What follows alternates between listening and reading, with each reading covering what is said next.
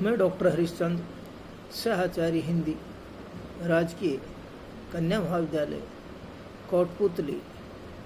प्रिय छात्राओं, आपको पूर्व में अज्ञे द्वारा भीतर जागा दाता रचित कविता से कुछ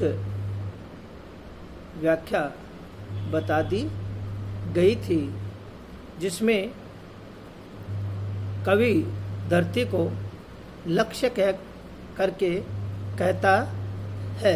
इससे आगे है, एक स्मृति से मन पूत हो आया, एक श्रद्धा से आहुत प्राणों ने गाया, एक प्यार का ज्वार दुर्निवार बढ़ आया, मैं डूबा नहीं उमड़ा उतराया, फिर भीतर दाता खिल आया,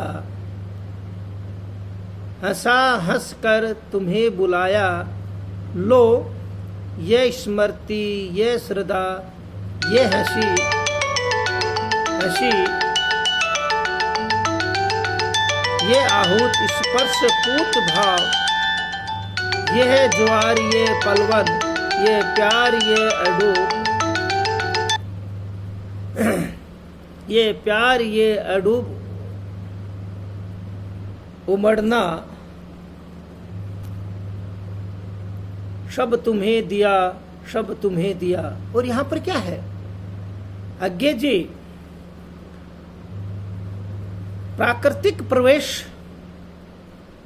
से आत्मीयता रखते हुए, उसके नजदीकियां रखते हुए बताते हैं, कहते हैं क्या कि उस प्रकृति से जो कुछ भी मिला है उसे ही क्या करना, अर्पित करना चाहते हैं। क्यों कि पृथ्वी, धरती, प्रकृति ये क्या करती है, कुछ देती है, उसी की आत्मीयता से उसको क्या है, प्राप्त किया जा सकता है। ये अन्यथा क्या है, उसे प्राप्त नहीं किया जा सकता। कवि कहता है, सागर एवं धरती की उदारता को देख के, क्यों दोनों ही चीज क्या है, कुछ देती है, धरती और सागर, इसकी उदारता एवं सुषमा का स्मरण कर मन पवित्र भावों से क्या हो जाता है, भर जाता है। क्यों कि ये दोनों ही क्या है, देने वाली है, उदारता वाली है, सुषमा है। एक पवित्र श्रद्धा से आमंत्रित प्राणों ने इसके यश का गान किया है। हृदय में इसके प्रति प्यार की प्रखरता से उभरने वाले ज्वार उमड़ आया है। मैं इस प्यार के ज्वार में डूबा नहीं, अपितु उसमें उमड़ता उतरता उभरता हुआ उसके अंदर तक गया हूं, और उसमें हार्दिक उदात्त भाव से भर गया हूं। उसमें क्या है, डूबा नहीं हूं, उसमें क्या क्या है, उमड़ता हुआ उतरता हुआ मैं उसमें क्या हो गया हूं, समा गया हूं, उसी के भावों में भर गया हूं। कौन, कवि कहता है, अज्ञे कहता है कि उसके बाहों में क्या हो गया हूं, भर गया हूं। इस तरह उदार भाव के आवेश में मैंने प्रसन्नता का अनुभव किया है। क्यों कि जब व्यक्ति क्या है, उदार भाव से, आवेश से उसके अंदर प्रवेश करता है, तो उसमें क्या होती है, मन में प्रसन्नता होती है। प्रसन्नता होने से क्या है, मन क्या होता है, प्रफुल्लित होता है, और प्रसन्नता के कारण वो अनुभव करता है। और प्रकृति प्रवेश को भी अपने पास बुलाया है। और क्या है, उसके कारण प्रकृति का जो प्रवेश है उसको भी उसने क्या है, बुलाया है, और उसी को क्या किया है, स्मरण किया है, उसी को क्या किया गया है, याद किया गया है। जब वह प्रकृति का इतना कुछ देती है तो हमें भी कुछ देना चाहिए। प्रकृति क्या करती है, व्यक्ति, समाज, रहने वाला, देश विदेश सभी को क्या करती है, कुछ देती है। तो कभी क्या कहता है, उसके बदले में हमें भी क्या है, कुछ देना चाहिए। अन्यथा क्या होता है कि जो चीज दी है उसका क्या होता है, वापस जो है होना चाहिए। इसी भाव से कवि कहता है कि लो मैं अपनी स्मृति श्रद्धा असी प्राणों का आहूत पूत भाव हार्दिक प्रेम स्पर्श से सब कुछ क्या कर देता हूँ, तुझे अर्पित कर देता हूँ। संपूर्ण जो है चीजें हैं वो तेरे लिए क्या कर देता हूँ, अर्पित कर देता हूँ। प्रकृति का खिलाना, प्रकृति का खिलना, ज्वार एवं जल प्रवाह बढ़ना, प्रकृति की सुषमा को लेकर हृदय में प्रेम भाव क्या है, उमड़ता है। उसमें वो क्या है कि ये सब चीजें क्या होती है, उसके अंदर उमड़ती रहती है। उसके क्या है, ये जो भाव है वो उत्पन्न होते रहते हैं और उसमें डूबकर वो क्या हो जाता है, आनंदित हो जाता है, प्रफुल्लित हो जाता है। यदि सभी कुछ मैं तुम्हें दे रहा हूँ, सभी कुछ दे चुका हूँ और तुम्हारी उदारता देखकर मेरा जो हृदय है में उदारता का भाव जागृत हो गया है, जाग गया है। क्यों कि आप क्या करते हैं, संपूर्ण चीज को देते हैं।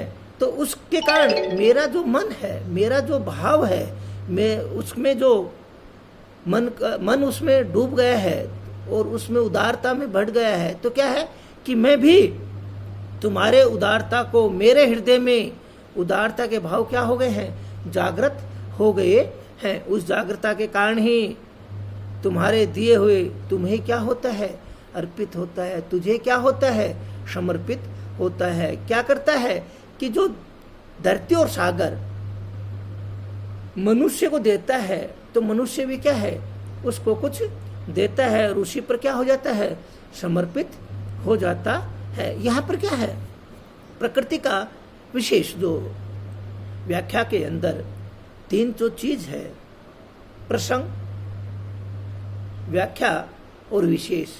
उस विशेष के अंदर प्राकृतिक प्रवेश के प्रति आत्मीयता का जो भाव है उसको कवि ने क्या किया है, व्यक्त किया है और हृदय की उदारता के भाव को क्या किया गया है, जागृत किया गया है। और उसमें क्या है, सब कुछ क्या है, सुरमय पावन आत्मीयता क्या होती है, लगती है।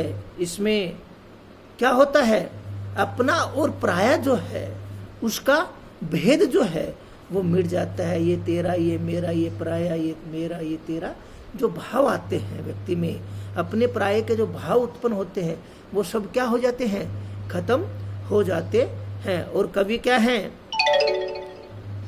वैष्णवादी चिंतन विचारणीय, इसमें सोचने के लिए भी व्यक्ति को क्या है, बाध्यता कवि करता है। और इसमें प्रकृति एवं अप्रस्तुत विधान का क्या है, एकदम मौलिक कारण बताया गया है। और यहाँ पर क्या है, अनुप्रास अलंकार का प्रयोग किया गया है। इसमें देखिए जो भाव है वो आत्मीयता का भाव प्रकट किया गया है, जिससे क्या है, व्यक्ति की जो आत्मीयता है, लगाव जो है वो क्या हो जाता है, उसमें समाहित हो जाता है। और इसी के कारण क्या है कि वो आत्मीयता के कारण ही उसमें सुरमय और पावन के